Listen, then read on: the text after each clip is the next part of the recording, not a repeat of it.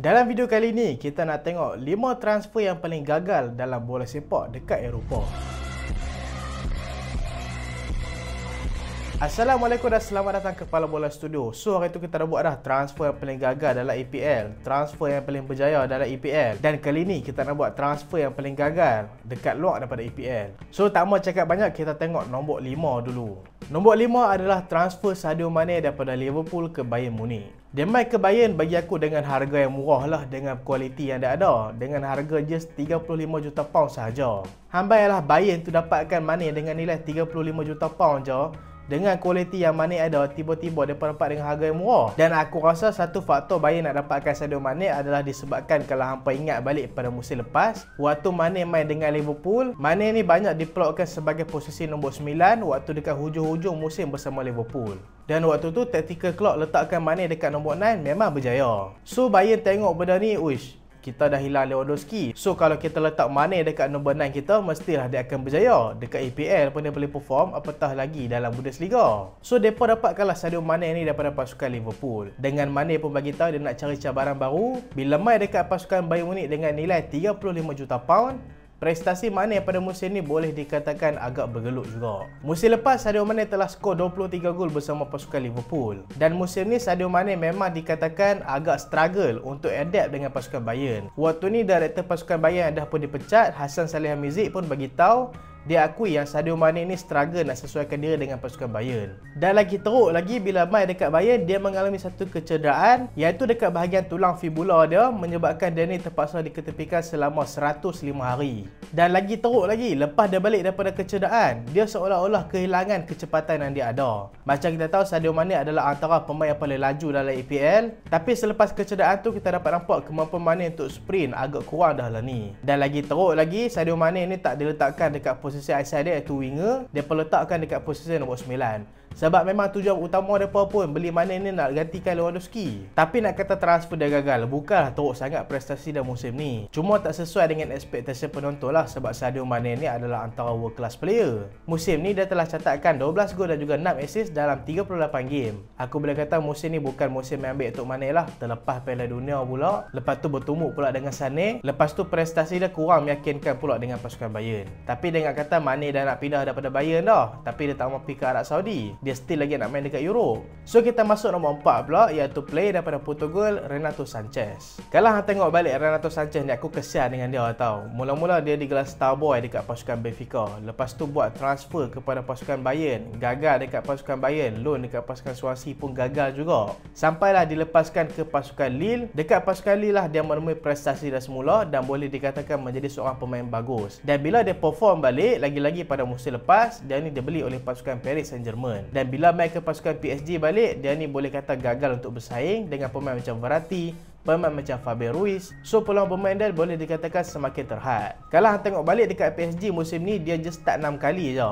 Dan dia ni banyak main sebagai substitute lah, tapi tetap berjaya skor 2 gol juga. Walaupun main dengan harga yang murah je, 13 juta pound, tapi aku rasa bakat dia ni dipersiapkan dekat pasukan PSG lah. Kalau hang tengok balik kan, player-player pasukan PSG, midfield mereka bukanlah nak kata teruk sangat. Midfield mereka ada player macam Verratti, ada player macam Fabian Ruiz, dan Renato Sanches pun not bad juga. Dia dengan Portugal pun setiap kali main dia perform. Tapi pasal apa player macam Renato Sanches ni tak dapat perform dekat pasukan PSG?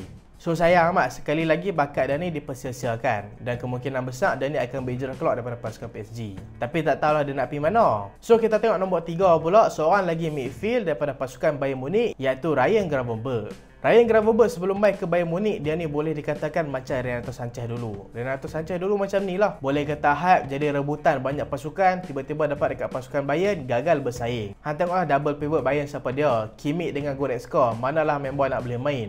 Gravenberch sebelum ni dekat pasukan Ajax, dia memang betul-betul perform, jadi key player dekat situ, dan setiap musim mencatatkan peningkatan prestasi. Sampailah dia berpindah ke pasukan Bayern dengan harga yang aku boleh kata sekali lagi, aku tak tahulah Bayern ni macam mana dia pun nego dengan orang sampai dia boleh dapat dengan harga yang murah. Ambailah Gravenberch tu dia dapat dengan nilai 21 juta pound sahaja. 21 juta tau untuk midfield macam tu. Tapi sayang sekali lagi bakat Gravenberch ni dipersiapkan, dia ni just start 3 kali je musim ni. Dan hari tu awal-awal aku baca Gravenberch kata dia nak pindah daripada pasukan Bayern sebab nak dapatkan peluang bermain banyak. Dia rasakan perkembangan dia dekat pasukan Bayern seolah-olah macam terbantut. Dan bila Gravenberch kata nak pindah, banyaklah kelak cuba nak nak dapatkan dia. Antara dia adalah pasukan Liverpool lah. MU ni orang kata rumor je, tak ada MU buat gerakan lagi. Tapi pasukan yang serius nak dapatkan dia adalah pasukan Liverpool. Sebab Liverpool kan kata musim ni depa betul-betul nak spend dekat bahagian midfield. Tapi tiba-tiba baru-baru ni Gramo buat bagi tahu dia nak stay dekat pasukan Bayern pula. Dia kata dia nak fight untuk tempat dia. Dan aku rasa tu adalah satu kerja yang bagus untuk dia lah. Mungkinlah dia kena fight untuk musim ni. Kalau dia gagal juga musim ni, barulah dia berpindah musim depan.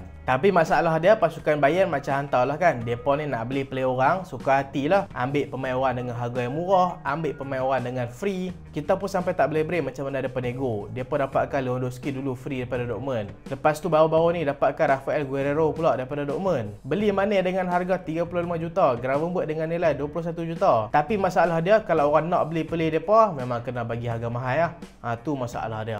So kita masuk ke nombor 2 pula. Nombor 2 adalah Charles de Ketelaere dekat pasukan AC Milan. Hampa mesti dah lupa dah kan nama dia kan? Sebab musim ni memang dia betul-betul tak perform. Musim lepas, Charles de Ketelaere ni adalah antara prospek hangat dekat Eropah, main dekat pasukan Club Brugge. Dia ni banyak menjadi rebutan pasukan-pasukan besar. Tapi lalah kali ada 3 kelab je berminat nak dapatkan dia. 2 pasukan daripada EPL, pasukan Leeds United, pasukan Leicester City dan juga pasukan daripada Itali iaitu pasukan AC Milan. Kalau hang jadi Charles de Ketelaere sekalipun, hang tengok 3 tawaran ni mestilah hang AC Milan. Dan AC Milan akhirnya berjaya dapatkan Sani yang berusia baru 22 tahun. Dan musim lepas prestasi dia ni bukan biasa-biasa amat. 28 gol contribution. Dia skor 18 gol, buat 10 assist untuk pasukan Club Brugge. Mana orang tak minat kan? Memang prestasi bagus. Tapi bila main ke pasukan AC Milan dengan nilai 30 juta pound, aku boleh kata dia memang total gagal musim ni. Kalau anda tengok prestasi Richarlison dekat pasukan Spurs, Charles de Ketelaere ni lagi teruk. Tapi tak apalah, Charles de Ketelaere ni lagi murah daripada Richarlison. Tapi tetap kata gagal jugalah sebab dia antara prospek hangat musim lepas. Musim ni dia start 9 kali je walaupun main 40 game pada musim ni. Tapi sayang, sebiji gol pun dia tak boleh skor walaupun dia main sebagai seorang striker. Bukan setakat tak boleh skor, dia buat 1 assist je musim ni.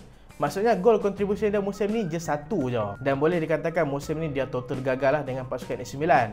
Tapi aku harapkan dia ni masih lagi sangat muda. Aku harapkan dia ni boleh comeback pada musim depan. Memanglah kita rasa 30 juta tu murah. Tapi kalau kelab daripada luar EPL, contoh macam dekat Serie A. Serie A ni kelab depa ni bukan banyak duit sangat. So aku rasa 30 juta tu adalah spend yang tinggi juga tu. Tapi member muda lagi, mana kita tahu kan next season dia perform. So dah sembang pasal nombor 2, nombor 1 sampai dia. Hampa dah jangka dah ataupun hampa tak jangka.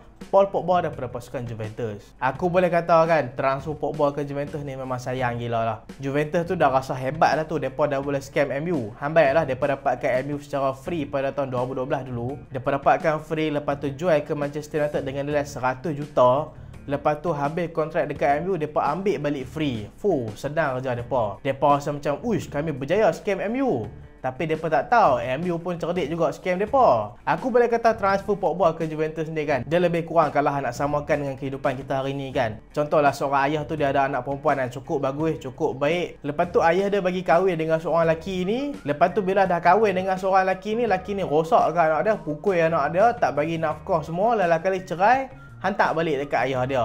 Hantarlah dalam keadaan yang teruk macam tu. So macam ni lah, boleh kata Juventus dah buat dah Pogba ni bagi jadi superstar. Pindah ke MU rosakkan dia, hantar balik ke Juventus. Memanglah kita tak boleh salahkan MU sepenuhnya. Sebab kalau tengok Pogba pun dekat MU pun dia banyak injury. Tapi hambaylah Pogba first time dia main daripada MU ke pasukan Juventus. Juventus pun dah marah MU dah. Sebab apa? Sebab mereka lepaskan Pogba ni dalam keadaan Pogba ni tak dapat recovery yang cukup. Maksudnya MU tak jaga dia lah. Walaupun Pogba ni main secara free je dekat pasukan Juventus tak payah keluarkan 1 sen pun untuk dapatkan dia. Tapi gaji Pogba tinggi tau dekat Juventus. Tak adalah tinggi sangat kalau nak compare dengan gaji dia dekat MU dulu. Gaji dia dekat pasukan Juventus adalah 130,000 pound seminggu. Memanglah boleh kata kalau nak compare dengan player dalam EPL memanglah rendah. Tapi kalau dekat Serie A ni boleh kata tinggi juga. Dah lah tinggi, lepas tu compare dengan permainan Pogba pada musim ni pula, boleh kata memang rugilah Juventus. Ada rumor kata juga Juventus sampai nak terminate kontrak Pogba tau. Musim ni dia main 6 kali je. Terpaksa tunggu sampai bulan 2 2023 untuk buat debut pertama dia dekat pasukan Juventus. Dia main side lepas tu injured pula. Memang sayang lah. Tapi setiap kali dia main dia tetap menunjukkan kualiti dia. Dan kita harapkan Pogba dapat kembali ke prestasi dia asal pada musim depan lah. Senang cerita, janganlah kerak injured balik. Sebab kerak injured ni lah akan rosakkan career hang. Dan Pogba ni pun bukanlah tua sangat, baru 30. So itulah video kali ni, antara 5 transfer yang paling gagal dekat Eropah. Kalau hangpa rasa ada apa-apa lagi transfer yang gagal dekat Eropah, boleh komen dekat bawah. Dan insya-Allah kita sedang menuju ke 100,000 subscriber. Dan kita ada juga channel Pala Bola News dekat description dekat bawah, hangpa boleh subscribe sekali. Dan pihak Pala Bola Studio ingin mengucapkan selamat Hari Raya Aidiladha kepada semua penonton-penonton Pala Bola Studio. Dan terima kasih sebab tengok sampai habis. Jangan lupa like, jangan lupa share, jangan lupa subscribe. Aku Solehan. Assalamualaikum.